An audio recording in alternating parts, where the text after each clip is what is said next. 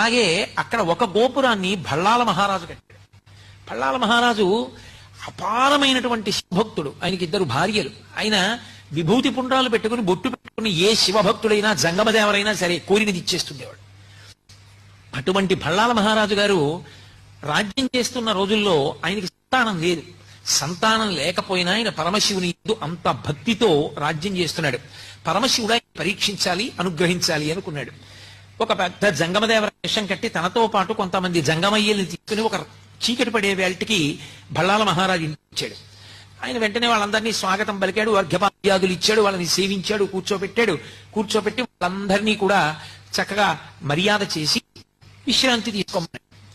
ఈ పెద్ద జంగమదేవరు అన్నాడు, నాతో వచ్చిన జంగమయ్యలకి నాకు దేవదాసీలు అన్నాడు. దేవదాసీల్ని తీసుకొచ్చి జంగమయ్యలందరికీ ఇచ్చారు. ఒక్క పెద్ద జంగమదేవరికి మాత్రం దేవదాసి లేదు. అయ్యో ఈయనకొక్కడికి దేవదాసిని ఇవ్వలేని బాధపడినటువంటి రాజు తల పట్టుకుని కూర్చుంటే ఆయన రెండవ భార్య పేరు చెల్లమ్మ. ఆవిడ వచ్చింది, ప్రభు మీరు చింతపడకండి, శివసేవలో లోపం రాకూడదు, నేను దేవదాసిగా ఆయన దగ్గరికి వెడతానంది. వెళ్ళమన్నాడు మహారాజు. ఆవిడ ఆ పెద్ద జంగమయ్య పడుకున్నటువంటి గదిలోకి వెళ్లి ఆయన నిద్రపోతున్నట్టు నటిస్తున్నాడు. ఆయన నిద్ర లేపడానికి ముట్టుకుందిలాగా, ముట్టుకోగా పసిపిల్లవాడైపోయి ఏడిచాడు.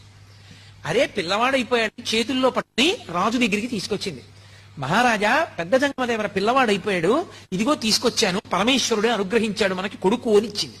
రాజు ఆ పిల్లాన్ని ముట్టుకోగానే పిల్లవాడు అంతర్ధానం అయిపోయాడు.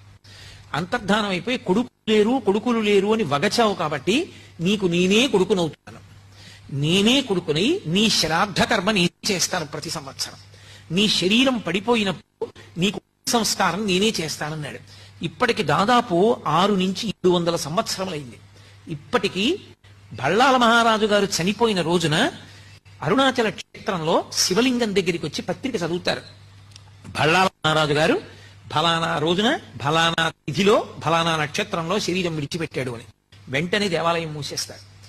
పరమశివుడు ఉత్సవమూర్తి పల్లకీలో పల్లికొండ పట్టు అని అక్కడికి దగ్గర, అక్కడే రాజధానిగా పరిపాలన చేసేవాడు.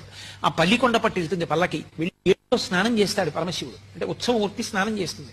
స్నానం చేసి పీటల మీద పరమశివుడు అపితకుచాంబ ఉండి భళ్ళాల మహారాజు గారికి తద్దినం పెట్టి మళ్ళీ ఏట్లో స్నానం చేసి అరుణాచల దేవాలయంలోకి వెళ్ళి అప్పుడు ఆయనకి అభిషేకం అయిన తర్వాత మళ్ళీ తలుపులు తీసి ఇస్తారు. 6 నుంచి 7 శతాబ్దములుగా పరమశివుడే తన భక్తుడికి తద్దినం పెడుతున్న ఏకైక క్షేత్రం అరుణాచల క్షేత్రం. ఆ క్షేత్రంలో ఆ భళ్ళాల మహారాజు గారు కట్టించినటువంటి గోపురము ఒక గోపురం. ఆ గోపురానికి కిలి గోపురం అని పిలుస్తారు.